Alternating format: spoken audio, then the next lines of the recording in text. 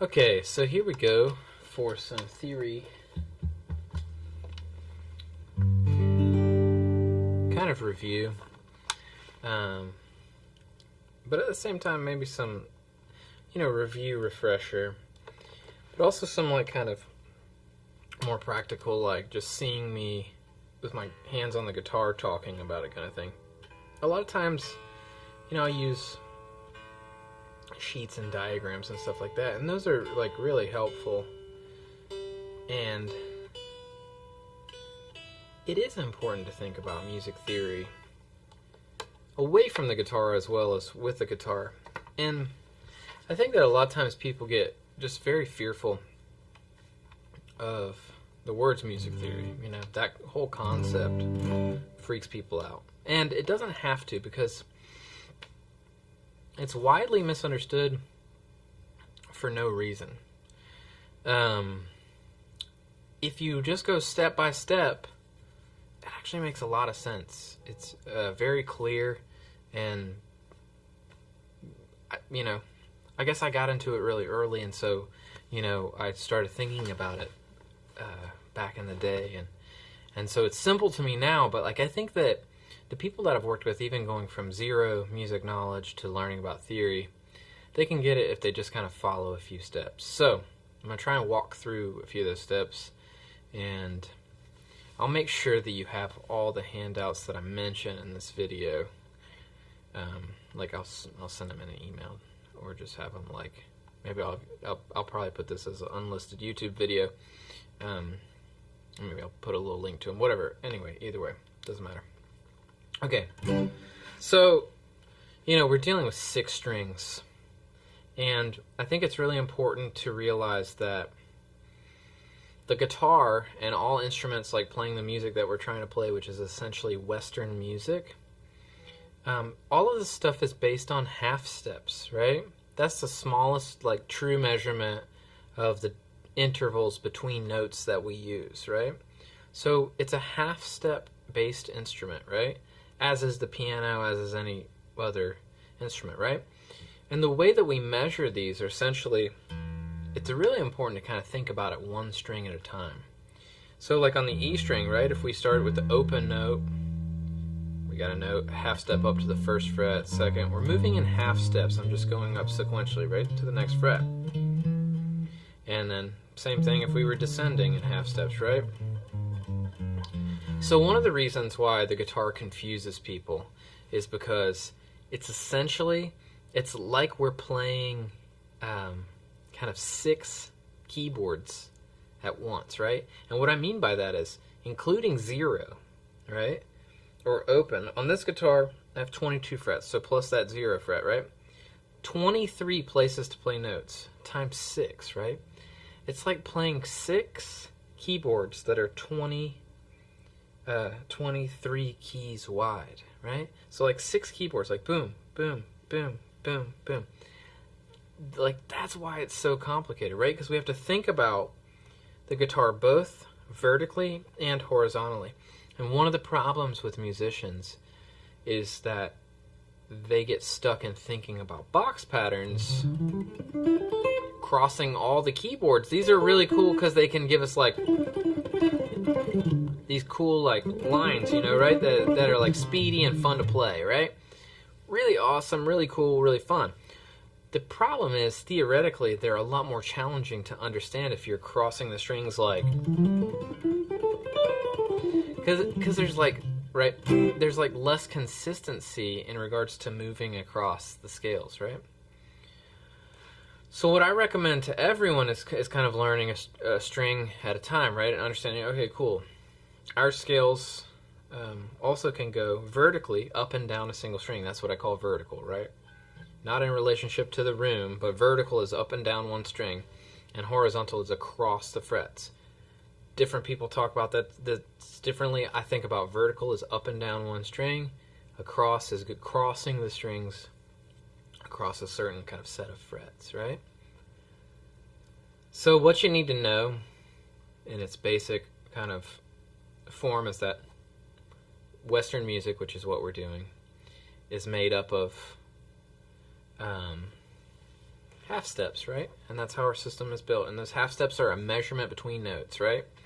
And so if we basically like kind of measure every note and we like play, it takes us 12 half steps before we get back to the note we started on, right? So if we're on E and we go 12 half steps, we'll hit E again at the 12th fret. Now if we had 24 frets on this guitar, I could go to the 24th fret and I could get the next octave, right?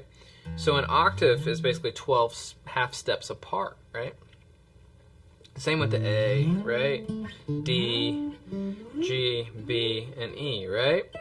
So you know that at the 12th fret we have E, A, D, G, B, E. Alright, cool. So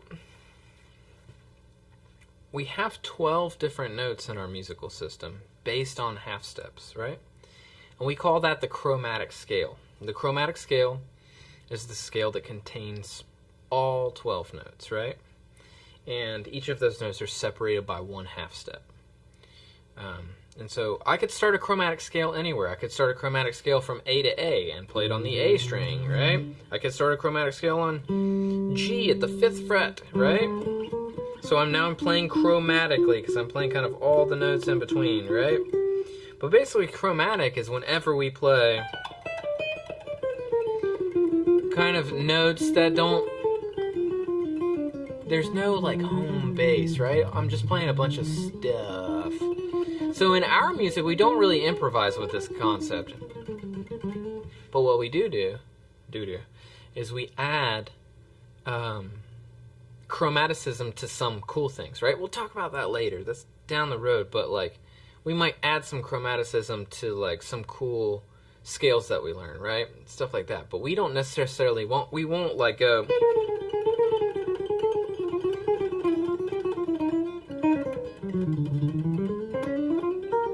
I think it sounds bobo. It's just too many notes. None of them have any center, right? So we tend to play in key centers. And a key center and a scale are essentially like the same thing. And what I mean by that is that a key and a scale equal the same thing, okay? Key equals scale. That's important to realize, and a lot of people miss that. A key equals a scale. And typically, to kind of understand the bigger picture, we first deal in major keys, okay? Now let's take one step back real quick, okay? I talked about the chromatic scale, right? And that was the scale that contains all 12 notes. Now, it's important to realize that when people were creating music theory in our musical system, they didn't break them up evenly. So we don't have 6 natural notes, we have 7. And what I mean by natural notes is our musical alphabet. Our musical alphabet is A, B, C, D, E, F, G, back to A, right? 7 letters of the alphabet, the first 7 letters, A, B, C, D, E, F, G. That's our musical alphabet, okay? So in some ways I wish it would have been A, B, C, D, E, F, but the musical system that was developed is basically like a 7-note system where basically a lot of our music has been conditioned for us to, through listening, we like the sound of like 7 different tones and they work for us. Now I say conditioning because I think it's really important to realize that these sounds are all conditioned. We are conditioned to like them. If you go to a different part of the world, people are conditioned to like other sounds that are a little different than ours, you know? Nowadays, you know, the world is shrinking more and more and more every day, but still, the reality is, like, if we hear Pakistani music, we think it sounds foreign. If we hear Indian music, we think it sounds foreign, right? There are all these kind of little nuances because of the way that some of them have to do with, like, some different countries use the same 12 notes that we use, but they just combine them in different ways. Now, there are other countries that actually have, instead of just half steps being the smallest interval that we deal with, they have quarter steps. So they might have a note that's in between our... It's like in between, right? Now, sometimes you might hear that in blues music, but generally we don't really like hear those in between, like those quarter tones in our music, right? So basically our system broken up into half steps, that creates the chromatic scale, 12 different notes. And what our ears like to hear are these kind of 7-note scales that kind of have relatable notes that has been historically the music that we hear and listen to since the classical era. All of this stuff has evolved from Western classical music into like American music, which kind of like mixed in with the blues and all that stuff. And so now it's kind of this amalgamation of that, all that. Just making sure I'm in focus. Okay, so now we're at talking about kind of the most important aspect of like kind of beginning theory, and that is like understanding the natural notes, right? So 7 letter names name our notes: A, B, C, D, E, F, and G. So if I start on the A string and played those, I'm just starting on open. Okay, it's going to be a whole step to B. It's going to be a half step to C, whole step to D, whole step to E, half step to F, whole step to G, and a whole step back to A. Right? So if you made note there, B to C and E to F, those are going to be half steps, while everything else, A to B, C to D, D to E, F to G, and G to A, are all whole steps. Okay? So it's really important to make that mental note that B to C and E to F are half steps, right? Everything else is a whole step, right? Half step on the guitar being 1 fret, a whole step being 2. And I know like a lot of this is like review, but important, you know? And the way that I articulate it sometimes, it strikes through more clear, more cleanly, sometimes than other times. And it all depends on what your relationship to the information is at the given time. So hopefully some of this is settling right in. So that's just the scale of our natural notes right now. If we're just thinking about them from A to A, right? We aren't worried about scales, so to speak, yet. We're just thinking about, okay, our musical alphabet, we could call it. So the natural notes are our musical alphabet: A, B, C, D, E, F, G. And again, B to C is a half step, E to F is a half step. Everything else is a whole step. And so then, if we want to really understand the bigger picture of music theory, it's really important that we learn the absolute most important scale, and that is the major scale. Now, in the guitar styles, there's no doubt about it that the pentatonic scale is king.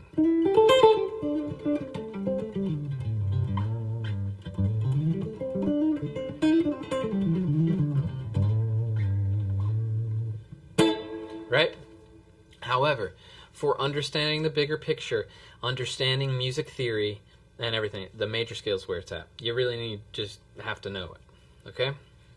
So, the major scale is a 7-note scale. 1, 2, 3, 4, 5, 6, 7, back to 1. If you ever saw The Sound of Music, they use do, re, mi, fa, sol, la, ti, do. Alright? And the only major scale that does not contain any sharps or flats is the key of C major. Okay, remember that. That's all the white keys on the piano. The key of C major. Okay? And let's look at that and figure out why it doesn't contain any sharps or flats. Okay? So first of all, we need to know how to build a major scale. And we build a major scale from this formula of whole steps and half steps that gives us a major scale. That formula is whole, whole, half, whole, whole, whole, half. 2 wholes and a half, 3 wholes and a half. Okay? This is really important. And I tell this to everyone because this is often a mistake that's made. If I found a C and wanted to start on it, okay? I'm on the 3rd fret of the A string. I don't count that as a whole, okay? That is not a whole. Yes, that's a natural note, but that's not a whole note, right? The wholes and the halves, are the measurement between notes. They are an interval, just like an interval in time. 10 seconds is a measurement of time, right? A whole step is a measurement of space between 2 notes. A half step is a measurement of space between 2 notes. So what we do is we say, I got my C. I'm going to move up a whole step, which is 2 frets. So I got C up to D. Okay? D, we're going to go another whole step up to E. We got a half step now, right? Because we went whole, whole. We got a half. Okay. Then we've got a whole step from F to G, a whole step from G to A, and a whole step from A to B, and then we got a half step back to C. Okay? So we've got C to D as a whole step, D to E as a whole step, E to F as a whole step, F to G as a whole step, G to A as a whole step, A to B as a whole step, and B back to C as a half step. So that's the reason why C major has no sharps and flats in it, is because the formula of the major scale lines up perfectly with our natural notes if we start on C and play it, right? Okay, so this is just an early reminder, and you will be reminded often. Forever and ever, what goes up must come down. You have to do things backwards. So C, half step back to B, whole step to A, whole step to G, whole step to F, half step to E, whole step to D, and a whole step to C. Cool? So I would get comfortable with that sound. Now if you hear this, do, re, mi, fa, sol, la, ti, do, ti, la, so, fa, mi, re, do. That's called solfege, right? Everybody, like in popular culture, mostly learned it from The Sound of Music. Well, it's actually a cool tool to hear sound, right? Do sounds the same in every key, right? Re sounds the same in every key. Another way you could go about it is using numbers. 1, 2, 3, 4, 5, 6, 7, 1. 1, 7, 6, 5, 4, 3, 2, 1. Now when I go into the number thing, most often people are like, oh, that's like a 1, 4, 5. Yeah, okay, yeah. So basically, that terminology of 1, 4, 5 and stuff like that, and 1, 3, 5, things like that, that stuff's thrown around constantly, and people don't know what they're talking about, okay? What we are talking about currently are just single notes inside of a scale or key, right? So if we're in the key or we're in the scale of C major, all right, the 3 is E, the 5 is G, the 2 is D, the 6 is A, right? So knowing that stuff and being quick about it is very beneficial for you understanding the bigger picture, okay? But also just hearing the number and the sound is also equally important. So 1, 2, 3, 4, 5, 6, 7, 1. 1, 7, 6, 5, 4, 3, 2, 1. Now that could happen on any string, right? I just happened to play from the 3rd fret of A to the 15th fret of A. But if I played those notes in anywhere, any string, and especially if I played them to a track, you would hear the sound of C major.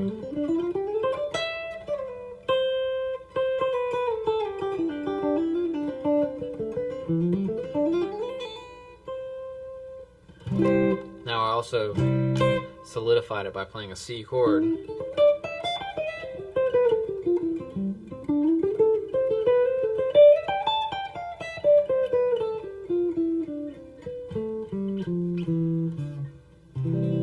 Hear how it resolves and feels finalized. Key of C major, boom. Now, in order to dig into the other major scales, I have this concept called the 15 logical major scales. Mostly everyone I've ever worked with, I've kind of presented that too. I come back to it pretty frequently. I call them the 15 logical major scales because I want to never deal in a key that has more than 7 sharps or 7 flats. I think it's stupid.